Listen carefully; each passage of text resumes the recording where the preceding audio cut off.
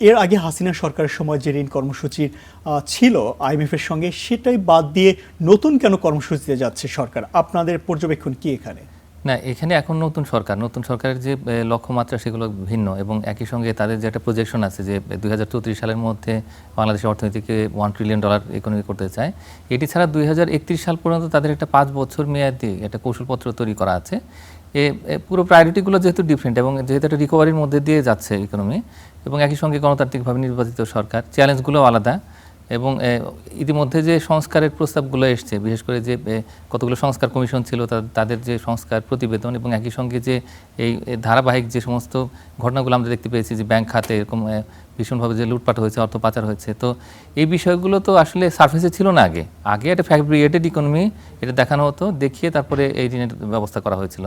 তো এখন যেহেতু একদম প্রকৃত পরিস্থিতি আমরা জানি, সুতরাং এই অবস্থায় নতুন করে আসলে এই হিসাবগুলো শুরু করা দরকার যে আসলে আমাদের বেজলাইন তো এখন ডিফারেন্ট।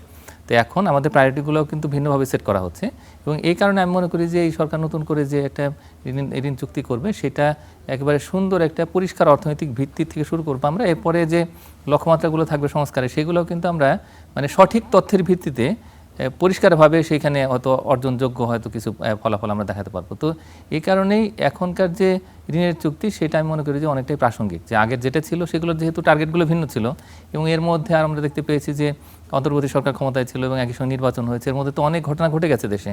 তো সব মিলিয়ে আমি মনে করি যে ওই আগের ঋণ চুক্তি বাতিল করাটা ঠিকই আছে এবং এখন নতুন করে শুরু করলে একটা সুন্দর জায়গাতে আমরা যেতে পারবো।